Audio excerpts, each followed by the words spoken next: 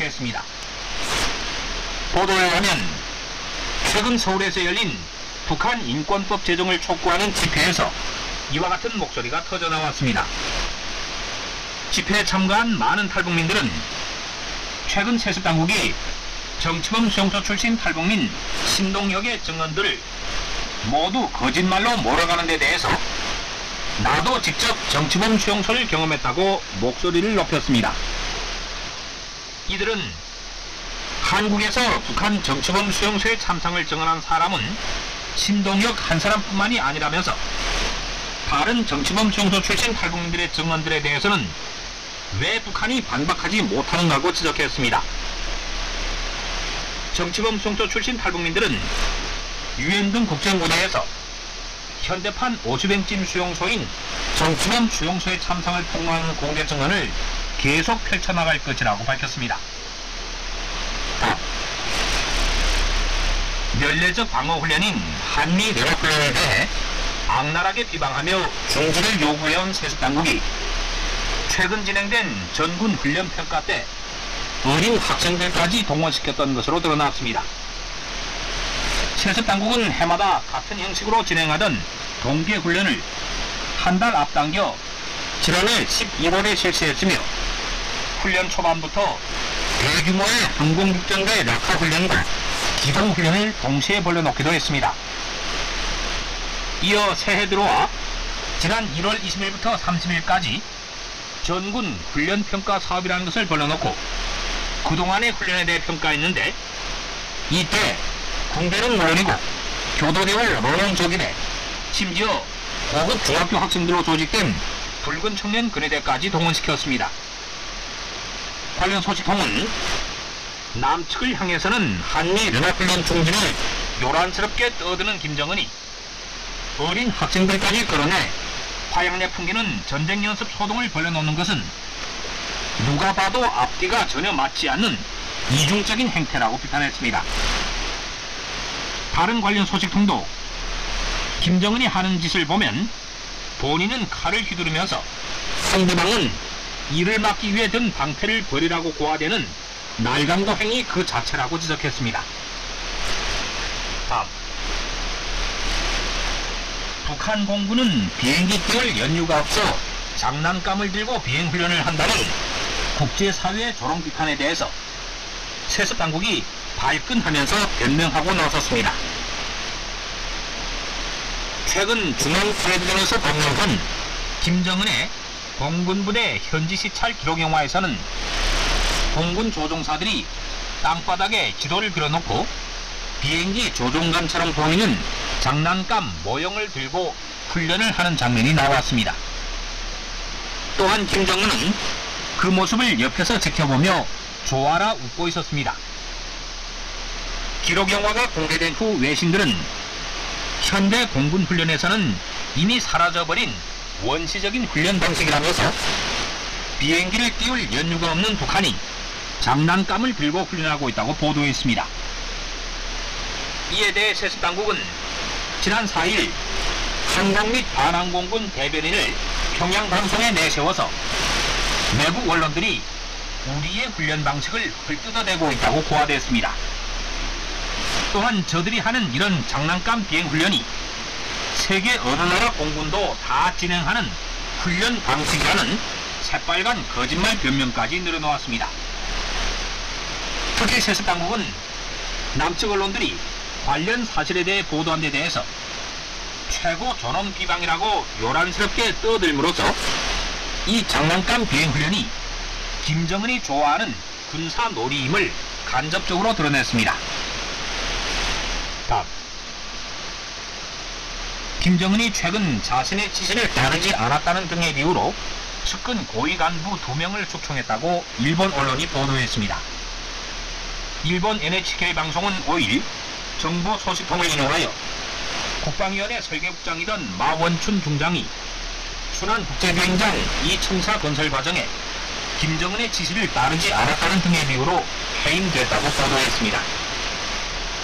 또한 무력부 총참모부 작전국장 변인선 역시 김정은과 다른 의견을 말해서 숙청된 것으로 보인다고 보도했습니다. NHK 방송은 마원춘과 변인선은 김정은이 그동안 매우 신임했던 측근 고위 간부들로서 이들의 숙청은 김정은이 측근 간부들조차 믿지 못하고 있음을 보여주는 뚜렷한 증거라고 평가했습니다.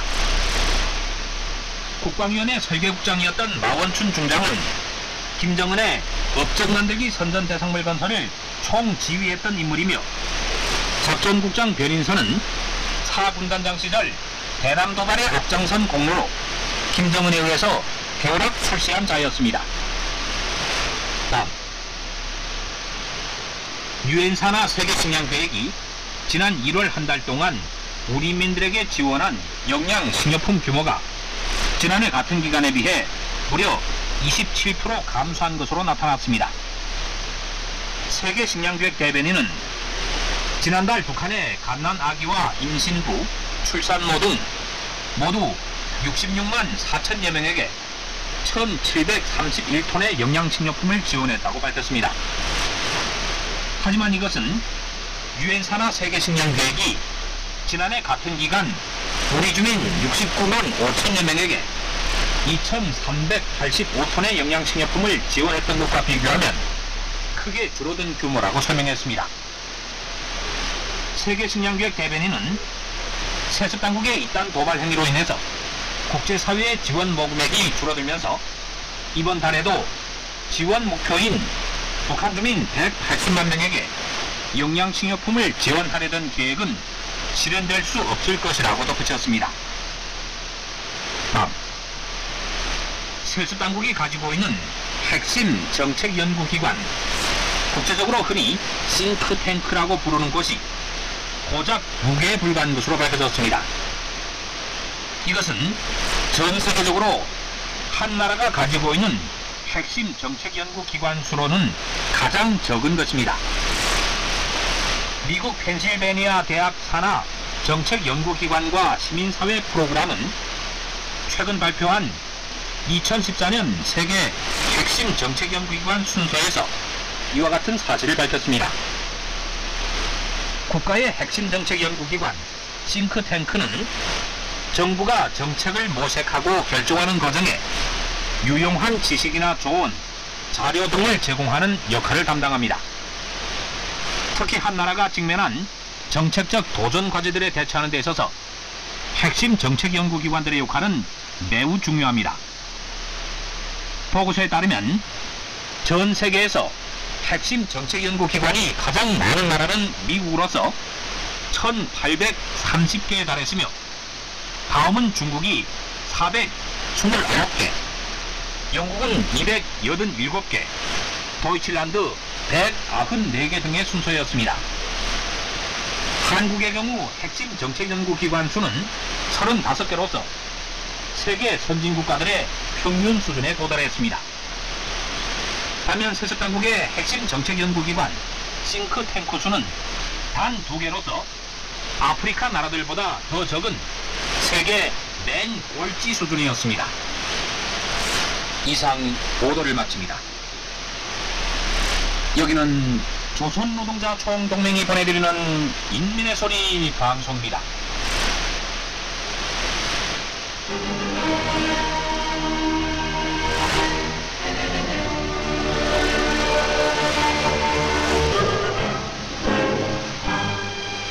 김정은 세습체제의 주요 문제와 재반 사태들에 대한 우리 인민의 공식 입장과 개선 요구를 내내외 천명하는 인민은 말한다 시간입니다. 안녕하십니까. 오늘은 윤석 해설 조건 없는 대화 재개를 촉구한다 두 번째 시간입니다. 이번 시간에는 세습일당이 대화 재개 조건으로 제시한 군사연습 중단 요구는 부당하고 불순하다는 데 대해 말씀드리겠습니다. 알려진 것처럼 새 2015년에 접어들며 국가남은 다같이 분단 70년이 되는 올해 북남관계에서 대전환을 가져오자고 주장하고 있습니다. 장장 70년이나 지속된 민족의 분단 상태를 더 이상 지속해서는 안 된다는 것이 국가남은 물론 해외에 나가 사는 우리 결의 모두의 한결같은 소망이기 때문입니다. 나아가 이제는 분단으로 인한 고통과 대립을 해소하고 민족의 공동 번영과 발전을 앞당기는 것이 시대적 요구이기 때문입니다.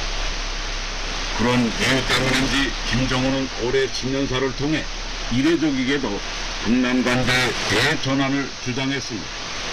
그 의도를 아직은 분명히 알 수 없지만 늦게나마 관계 개선 의사를 밝혔다는 점에서 바람직한 일일 것입니다.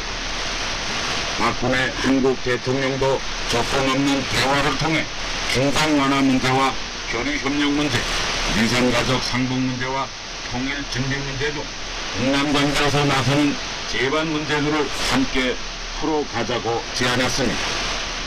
이것은 각종 대남 도발과 핵개발 등으로 최근 년간 악화될 대로 악화된 북남 관계를 더 이상 방치해서는 안 되며 나아가 이제는 본격적인 통일 준비를 해야 할 때라는 한국 정부와 우리 결의 모두의 의지가 반영된 정당한 제안입니다.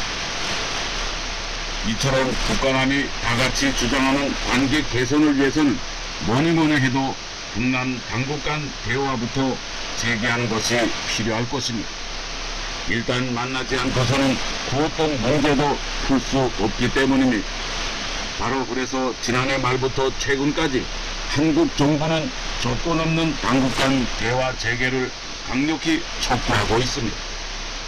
그런데 김정은 세습일당은 무슨 양반인지 신년사에서 한 말과 한판 다르게 행동하고 있어 그 의도에 주목하지 않을 수 없습니다. 다시 말해서 한국 정부의 조건 없는 대화 제의에 대해 군사연습 중단과 민간단체 군사사포 중단, 의사조치 해제 등 세 가지 조건을 내세우고 이것부터 해결하라며 비난 선전에만 몰두하고 있습니다. 그러나 이것은 분명 신년사가 주장한 관계 개선 의지를 의심케 하는 부당하고 오만하며 불순한 행태라고 지적하지 않을 수 없습니다. 따라서 오늘은 세습일당이 제시한 세 가지 전제 조건 중에서 한미 연합훈련 중단 요구에 대해 평가해 보도록 하겠습니다. 알려진 것처럼 한국과 미국은 해마다 3월 초부터 리졸브 독수리 합동 군사연습을 하며 매해 8월에는 울지 프리덤 가디언 합동 군사연습을 진행합니다. 그 목적은 군사동맹국으로서 평소에 두 나라 군대의 합동 운영 체제를 점검하는 것입니다. 한국이나 미국은 2년 안팎의 군사 복무제로 해마다 병력의 50%가 교체되는 상황에서 합동 운영 체제를 점검하지 않을 수 없습니다. 그런데 바로 이 정기적인 합동 군사 연습을 이른바 북침 전쟁 연습이라고 우기며 더 이상 하지 말라는 것입니다. 그러나 다른 나라의 군사 연습 중단 요구가 과연 타당한 것이겠습니까? 사실 군사 훈련은 나라를 지키는 군사 조직으로서 모든 군대의 당연한 사명입니다. 군사 연습을 하지 않는 군대가 과연 어디에 존재할 수 있겠습니까? 우리의 인민군대도 매년 약 8개월간의 전투 정치 훈련을 하고 있습니다.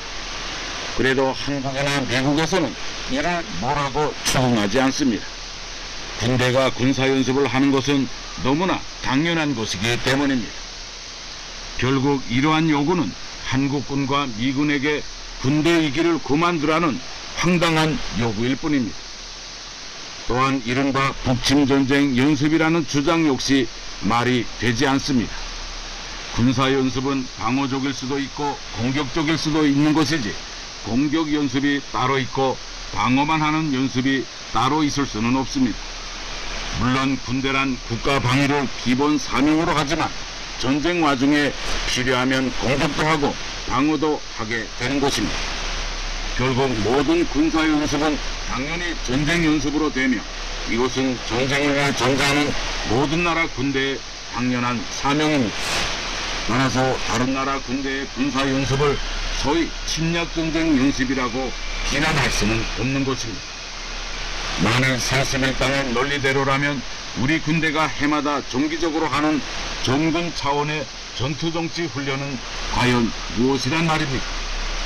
우리 군대의 전투정치 훈련은 방어만을 전문으로 하는 방어훈련이라고 해야 하겠습니까? 아니면 남침도 할 수 있는 남침 전쟁 훈련이라고 해야 하겠습니까? 김정은도 2015년을 이른바 통일대전의 해로 만든다고 했었으니 우리 군대는 분명히 남침 전쟁 연습을 했다고 봐야 할 것입니다. 통일대전이란 무엇입니까? 분명 통일전쟁을 말하는 것이며 남침 전쟁을 말하는 것이 아니겠습니까? 그리고 김일성도 김정일도 과거 군대를 언급할 때마다 언젠가 한 번은 통일전쟁을 해야 한다고 주장했었습니다. 게다가 김정은은 새해 연초부터 뻔질나게 군부대를 찾아다니고 있습니다. 새해 첫날부터 유경수 땅구 사단을 찾아갔으며 2, 3일 간격으로 거의 매일 군부대를 찾고 있습니다. 최근 사례를 본다면 항공모함 공격훈련에도 나타났고 겨울철 도하 공격훈련을 하는데도 나타났습니다. 그 전에는 군이 제1항공 거분대를 찾아가 추격기와 폭격기 훈련을 참관했습니다. 그리고 매번 군부대를 찾아갈 때마다 싸움 준비를 잘해야 한다느니 공격이 최선의 방어라느니 뭐냐며 전쟁 준비를 다그쳤습니다. 사실 이것을 구심으로 표집을 잡는다면 어떻게 대답하겠습니까? 왜 남침 전쟁 연습을 하는가? 도대체 누구와 싸우겠다고 싸움 준비를 떠드는 것인가? 이런 식으로 표집을 잡기 시작하면 김정은은 과연 무슨 대답을 할 수 있겠습니까? 우리는 방어 연습만 한다. 또는 우리 훈련은 북침을 막아내기 위한 방어 훈련이다. 이렇게 대답할 수 있겠습니까? 결국 어떤 변명을 하든 군대로서 전쟁 연습을 한다는 사실 자체는 숨길 수 없을 것입니다. 제반 사설들은 세습일당의 대화 재개의 전제 조건으로 제시한 한미합동 군사연습 중단 요구는 누구도 수용할 수 없는 매우 황당한 요구라는 것을 보여주고 있습니다.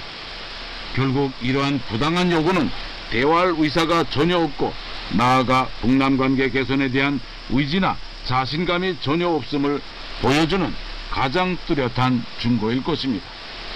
만일 그렇지 않다면 이런 황당한 조건을 제시하고 대화하는 것조차 거부할 수는 없기 때문입니다. 따라서 세습일당이 지금처럼 부당한 전제 조건을 처리하지 않고 말로만 관계 개선을 떠든다면 저들의 반민족적이고 반통일적이며 기만적인 정체가 여지없이 드러날 것입니다.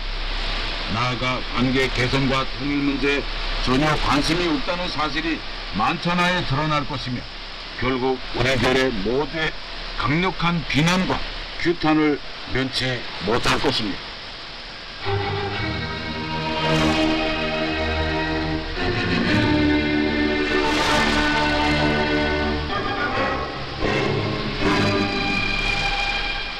지금까지 연속 해설, 조건 없는 대화 재개를 촉구한다. 두 번째 시간으로 세습일당이 대화 재개 조건으로 제시한 군사연습 중단 요구는 부당하고 불순하다는 데 대해 말씀드렸습니다. 인민은 말한다. 오늘은 여기서 마치겠습니다. 여러분 안녕히 계십시오.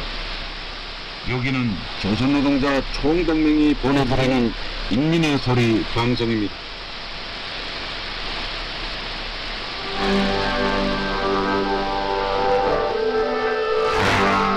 라디오 극장, 오늘은 김정은의 작두 편입니다.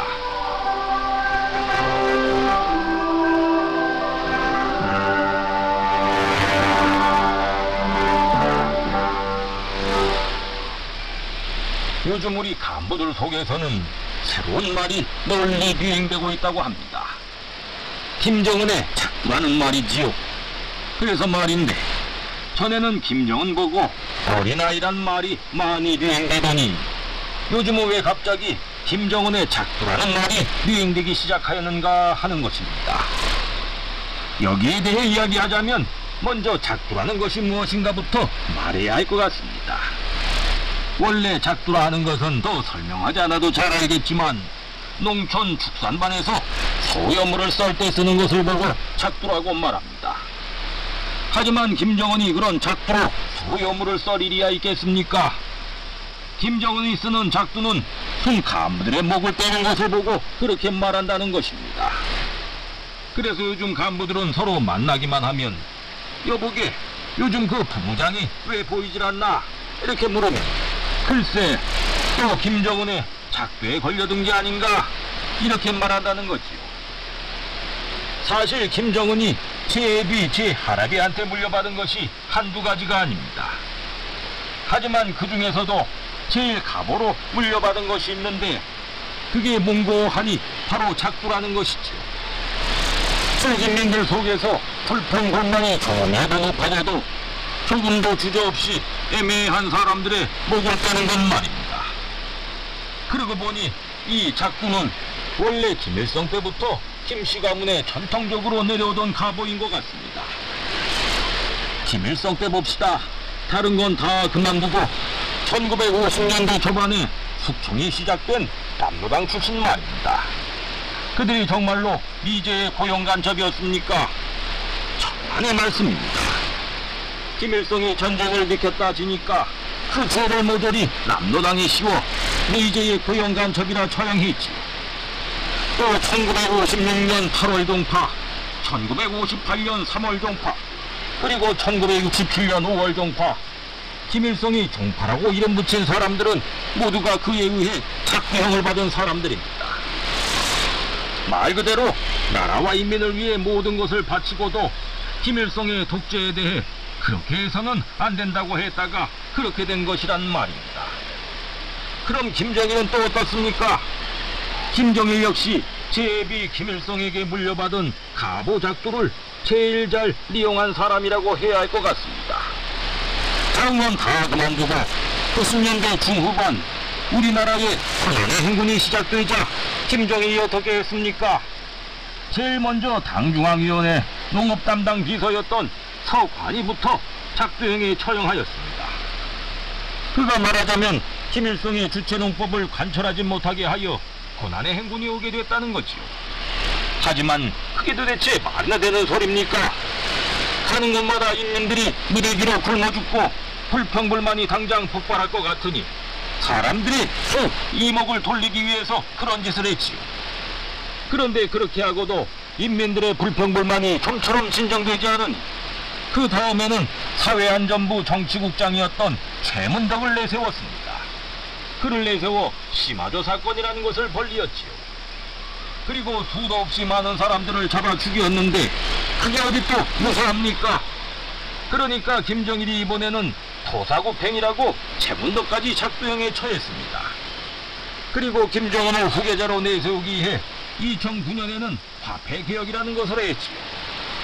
하지만 그것도 어떻게 됐습니까? 화폐개혁은 말 그대로 엉망진창이 되고 인민들의 불평불만은 폭발 직전에 이르렀습니다.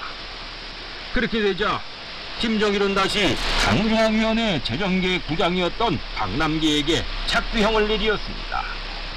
그러다 김정일이 죽고 김정은이 그 자리에 올라앉았는데 그가 배운 게 뭐겠는가 하는 것입니다. 김정일이 제 아들 김정은에게 늘 하던 말이 있습니다. 백성들은 무지렁이니 상관할 바가 없다. 문제는 간부들인데 그들을 한 손에 움켜쥐고 꼼짝 못하게 하는 방법 하나뿐이다. 때와 원인은 상관이 없다. 주기적으로 간부들의 목을 떼라.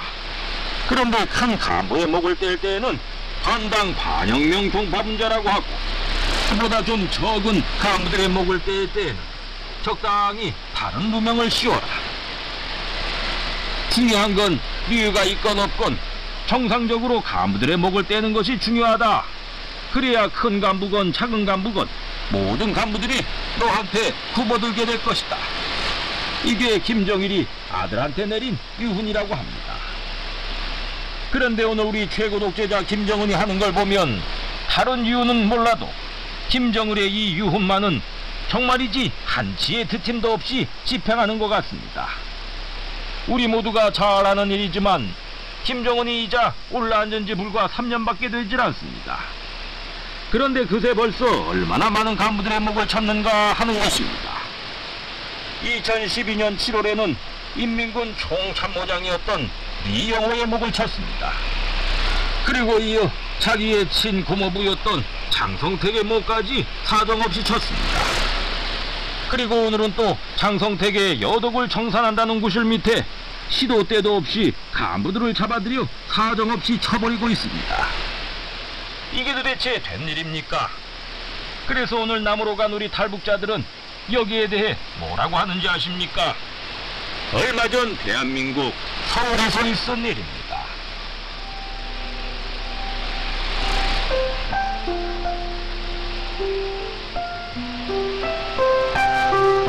여러분 박동희, 이명박 이전 대통령의 회고록이라는 걸 봤는가? 아직 보진 못했는데. 아니, 그게 그렇게도 볼만한 자료가 많다면서? 아이, 그야도 말할 것이 무엇이 있겠나. 김정일이 그 인간 진짜 철면 피하기 그지없는 인간이었더라. 에이, 그야 더 말해서 못하겠나. 그 이명박 이전 대통령 회고록에 그런 것이 있던가?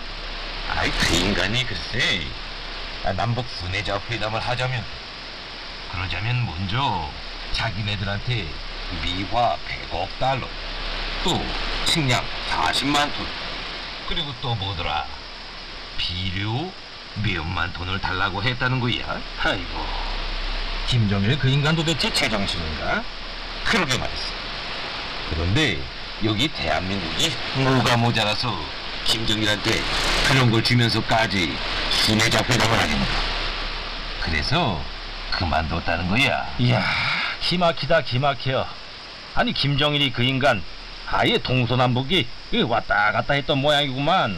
아이, 그것만 보고 배운 김정은인데 그가 지금 하는 꼴을 보면 꼭 제압이 그대로라니까. 헤, 그러게 말일세. 그래서 말인데, 그 얼마 전에 김정은이가 그 인민군 총참모부 작전국장이었던 그 누구야? 변인선인가? 그 사람의 목을 친 것도 사실은 그와 무관하지 않다고 하더라고. 아니, 그것도 어떻게 된 일인가?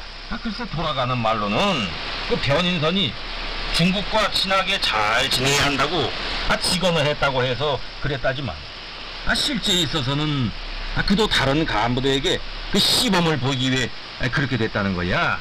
이야, 김정은이 그 인간 제 하레비 애비한테서 사람 목 자르는 것 하나만은 배워도 정말 제대로 배웠군 그래. 두말하면 잔소리지. 물론 그렇게 하면 간부라는 인간들이 겉으로는 무서워 벌벌 떠는 척 하겠지만, 마음속으로도 그럴까? 이자, 언제 이건 김정은은 제명에 죽지 못한다니까 두고 보라고.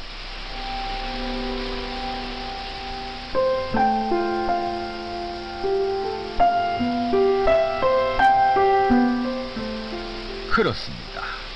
물론 김정은의 엄포 정치에 사회 전반이 얼어붙어 있겠지요. 하지만 그게 그리 오래 갈 것 같습니까? 어림없는 일입니다.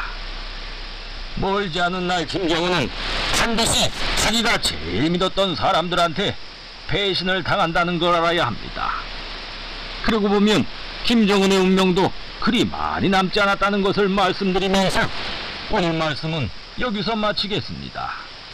안녕히 계십시오.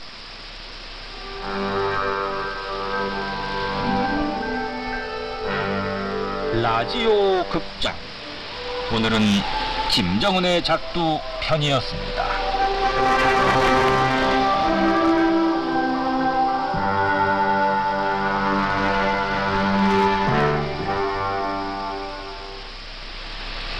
여기는 조선노동자 총동맹이 보내드리는 인민의 소리 방송입니다.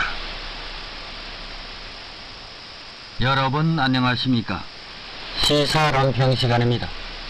오늘은 백포기와 북남관계 개선만이 사흘길, 이런 제목으로 김씨 왕조 필망론에 대한 기획방송 두 번째 부문을 보내드리겠습니다. 최근 들어 김씨 왕조 필망론이 하나의 대세로 국제사에서 크게 부각되자 겁에 질린 김정은은 어떻게 하나 멸망의 구렁텅이에서 벗어나버리고 최후의 발악을 하고 있습니다. 며칠 전에 표창 휴가를 갔던 전투 비행사들을 중앙당 청사로 불러 기념 사진을 찍어주면서 수어랑 절사 옹리 정신, 육탄 자폭 정신을 안고 그 누구를 사정 보지 말고 불마당질 해야 한다고 떠들어댔습니다.